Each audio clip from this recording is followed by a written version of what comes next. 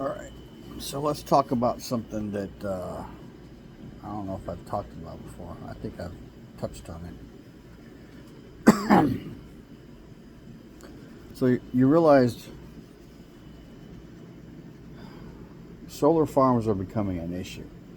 They're going around trying to gobble up farmland from farmers who are retiring and either don't have kids or the kids don't want to do it.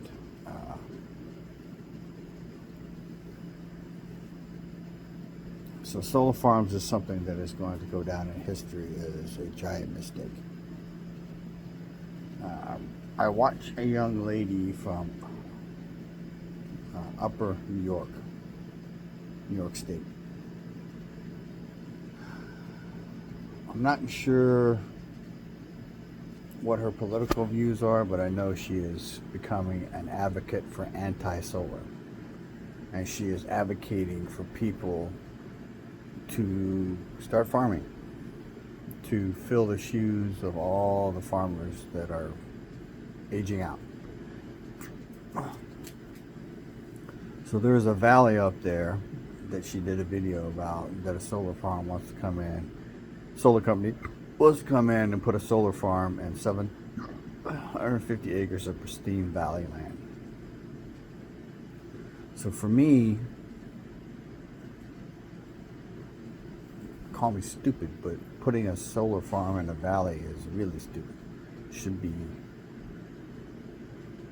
on not the top of the ridges because that's where all the wind is. You want it down below a little bit, but you don't want it in the valley because now you're going to miss out on early morning sunlight and evening sunlight because the mountains around the valley will, if you haven't been in places like that, the sun goes down earlier and then comes up later. It's, you can see the sunlight on the other side, above the mountain, but it's still dark where you're at. And then in the evenings, you can see the sunlight behind, backlighting the mountain, but it's already dark where you're at. So that's just bad business for me. But you need to realize that every time a solar company comes in and puts a solar, call it farm, she doesn't like that term, and I don't like it either. It kills the earth, and it's going to affect food. So you need to understand that. So if there's one going up somewhere close to you, go out and fight against it. That's my advice. So we're going to change horses here. You need to learn about human nature. I'm going to talk about a young lady that I find physically attractive, but she's grown up in an era where most of her interactions are online with people. And she said that she switched from online courses to in-person campus life, and she's lonely because she wants to have friends, but she doesn't know how to make them in person. So that's a technological disaster happening for the younger people who they don't know how to interact with people. All right, so that was a lead up to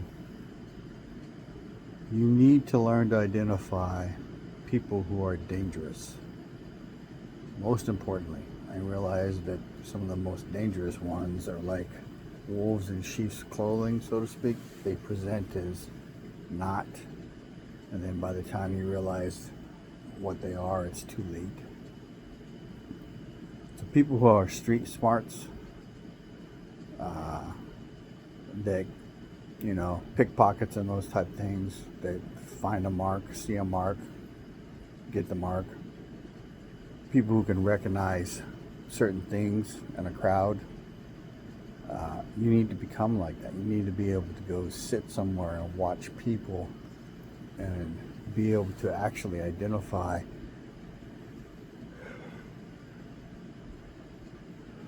the ones that are dangerous. And a really, really good trick and skill is to discover the other watchers, the other people who are watching people. So, a friend of mine is involved in some stuff, and I told her, you got rich white girl syndrome, and I told her you need to sell what she's going to possibly finally own in 3 years after she spent $90,000 in a foreign country. I told her about the beware of the Greek who comes bearing gifts. So just because someone is nice to you and is trying to help you doesn't mean they're a good person, and certainly doesn't mean they're someone you can trust.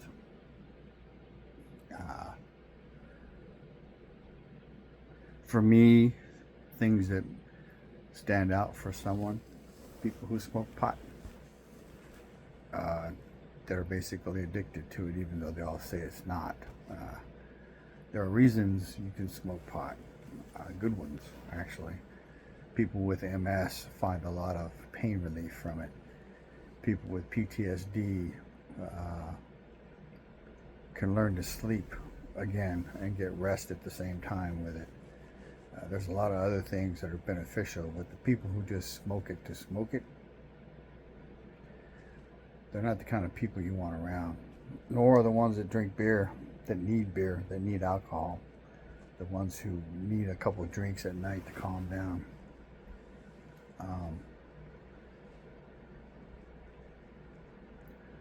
You need to learn human nature. You know, I say over and over on this channel about the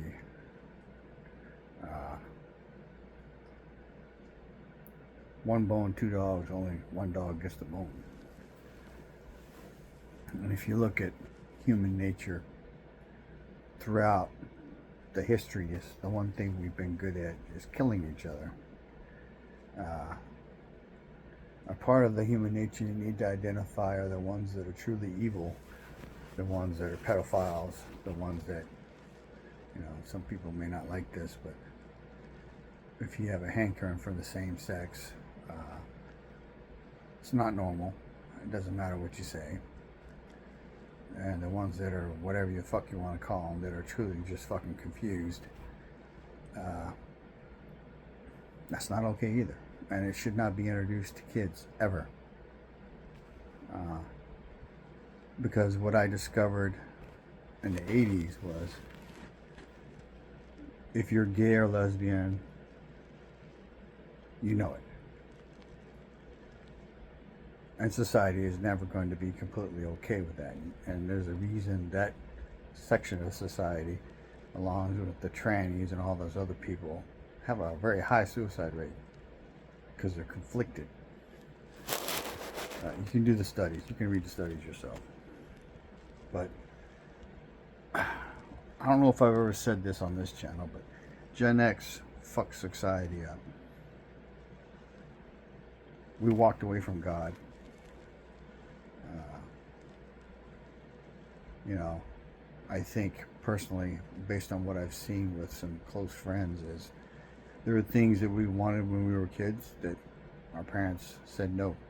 Sometimes it was no just because they weren't going to do it, or sometimes it was no, and often it was the case they couldn't afford it. So, you know, we had chores, we had things we were supposed to do around the house. I got paid for them after I got to a certain age, but you know,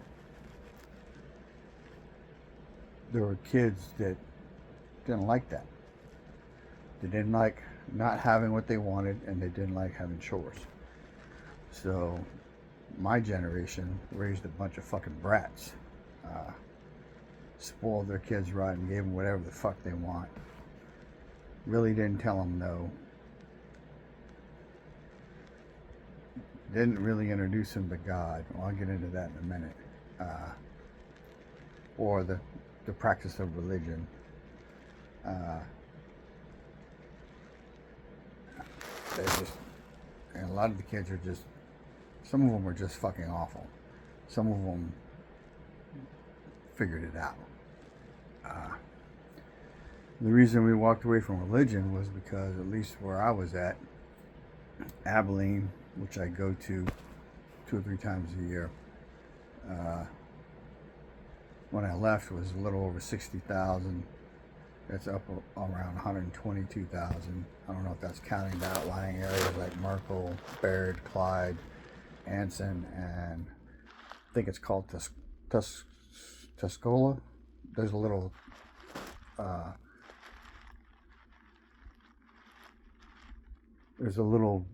town area south of town there. But when I was in high school, I was involved in this thing called Young Life.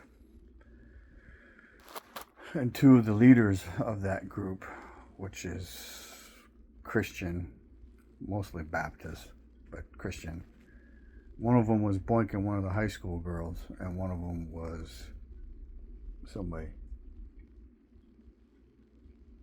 preying on boys. I knew that dickhead that liked boys. There was something off with him, and we went on a ski trip.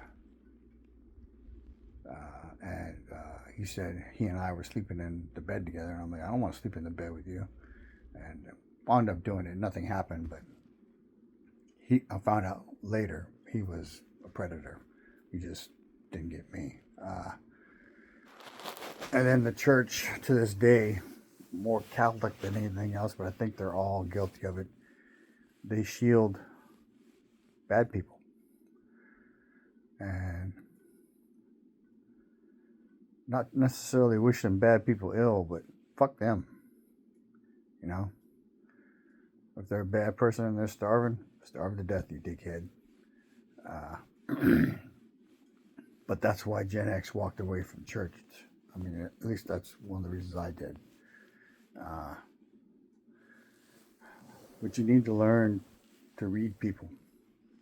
And you're going to need to learn to do it within seconds.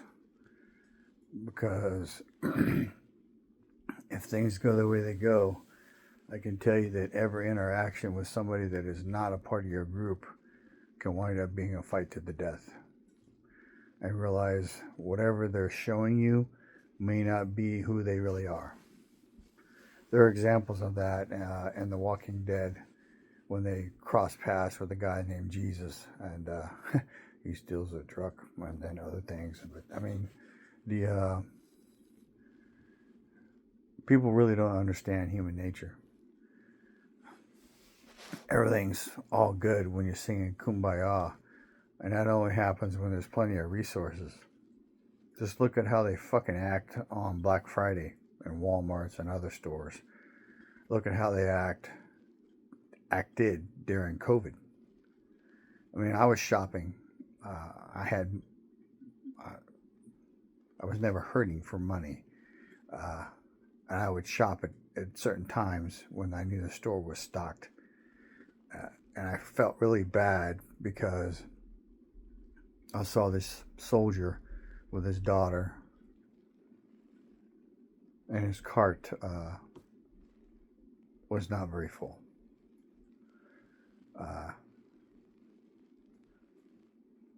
There are people who say it's not Christian and not care about your fellow man.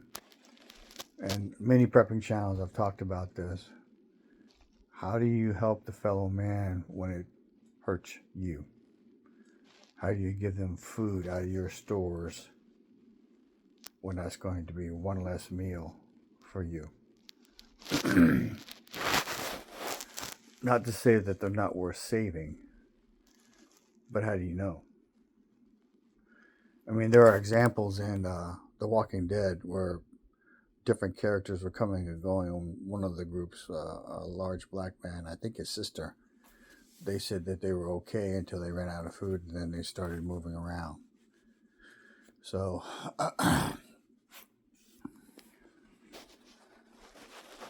and if you listen to Pinball, he's saying we're headed to civil war. Possibly sooner rather than later. It might be the bigger threat. And then Russia and China is going to sit back and watch and laugh and then come in and clean up. So, if you're a Nostradamus person, he predicted that America would be in civil war, and then we would start fighting Russia, and then the bear and the eagle would turn to face China. Doesn't look like that's going to happen. The bear and the eagle facing China. It looks like the bear and China are going to face the eagle. You know, I talk often about figuring out what to listen to. When I say listen to, I'm talking about the information that is out there. I'll give you an example. The lady at the Phillies game who went over and pulled a fit and took the little boy's ball that his dad got him. Don't know if that's true or not. But that bitch does deserve to be fired if that's how she conducts herself. Jesus.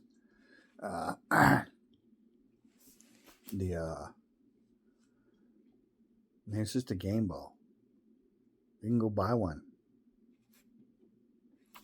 She didn't look like she was hurting for money. She was in outfield seats, so.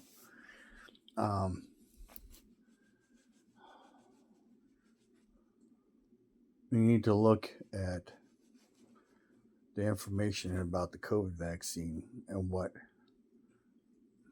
you know, they got a lot of news because they took 3 away, but they added 4 in the next year and a half. You know, my personal opinion is the pharmaceutical companies got the goddamn doctors by the gonads. And, you know, the first thing they want to do when you have a problem is give you a fucking pill. And that's largely because Americans are fucking lazy. And if we're fat, we don't want to make lifestyle changes. We don't want to lose weight. We don't want to exercise. We don't want to do the things we could do without the fucking pill to get better. Change our diets. So there is a lot of shit. I'm ready to talk about something that is something I struggle with. Once you become a prepper, it's hard to turn off the desire to seek the information that will help you be, most likely, not always, but certainly possibly better at surviving something. But you look at AI, all those data centers, and what they're going to do. They're going to gobble up electricity and they're going to gobble up water. 7% of the world's water is potable. Okay?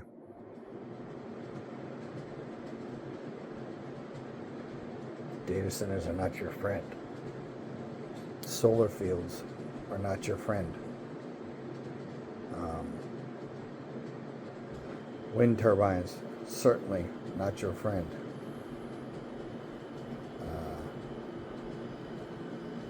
If you listen to Bear Independent, he tells you, I mean, like, I don't watch him all the time. I don't know how they watch him anymore because it gets on my nerves, but he said before they even install the turbine, it's a money-losing adventure. Like, it never pays for itself. The cost to build it, to erect it, to connect it, never pays for itself. But they're everywhere. They're all over West Texas. You go north of, I want to say it's San Saba. They're on the left as you go north and on the right as you go south on 84.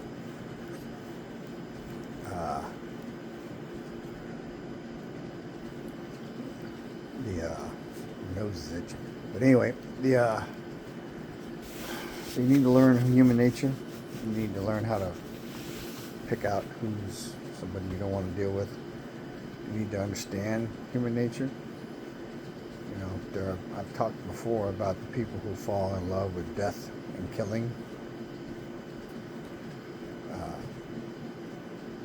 the problem. I mean, there are people in the army who got it that would rather be in a war zone than be at home. So, uh,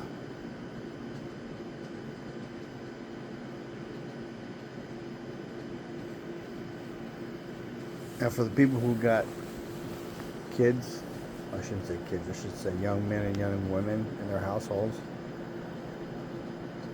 check on them if they just recently went to college, especially if they're just doing the in-person thing. One of the things I didn't talk about this, and I don't want to talk about it now, is technology will be the ruin of man. And since the Industrial Revolution, so many things that bright scientists' minds have created. One of the big ones was the nuclear bomb. It was never supposed to be a bomb. It was supposed to be power, like to power electricity. The nuclear plants have their problems, and we've had meltdowns and other things. The plant itself is a great thing because it produces a lot of power and not a large footprint. But the bad thing is the nuclear waste that they produce. Solar farms, wind turbines, all bad. Data centers, going to be bad. That's all technology. You know, people don't realize that the Amazon products, that Alexa, in order for it to respond to you when you speak to it, it has to be listening all the time. So those data centers are all recording conversations and what you say and stuff when you're in and around the devices. They never stop recording. Right? The robot cleaners, I really wanted to get one, but saw a lot of information out there that it was basically mapping your house. You know, what do you do? And the problem with all of this, which is why I'm starting to wonder about prepping. If you listen to Travis, you know, he talks about the mark of the beast a lot, and then basically people don't understand Nazis in Germany and what it did. If you weren't a part of the Nazi party, you couldn't get anything. So the mark of the beast is just that on a mega scale, I guess. If you're not a part of the system, you're not going to be able to get anything. And then I know there are people right now that I know of that are not my necessarily friends, but they're acquaintances, that one of them is a car guy, and he can certainly get his hands dirty.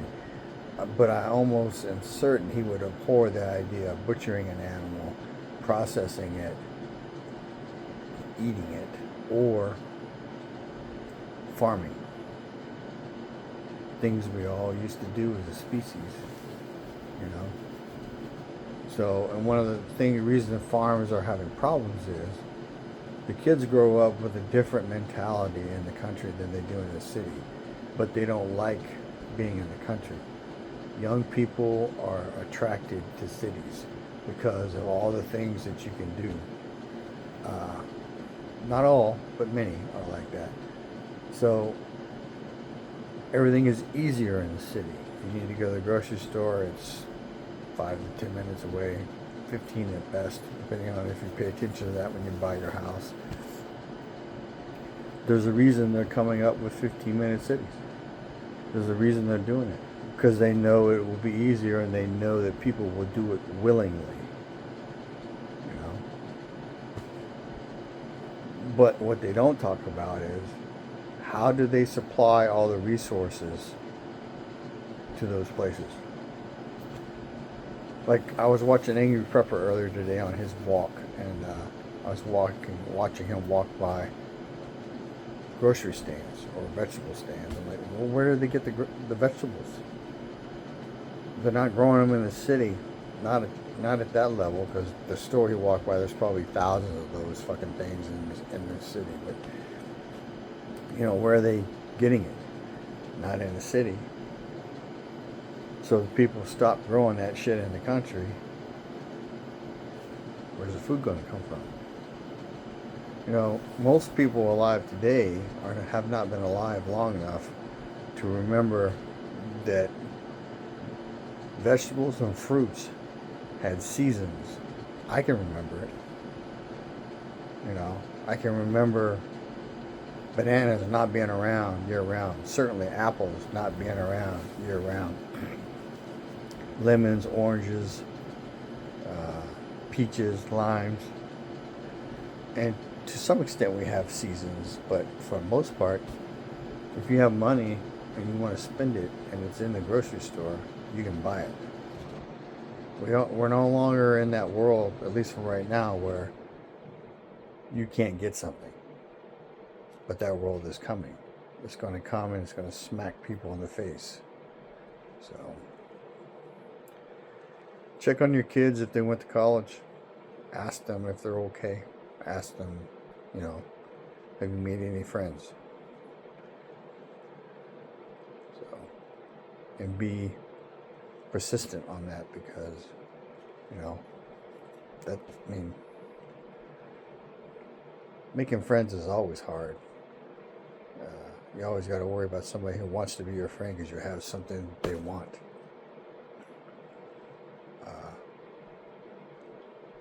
Or something they need. The world's full of people like that. Rub up against you because, you know, you got land that I can hunt on because I'm too cheap to go buy my own land. That's not me. That's somebody I know. But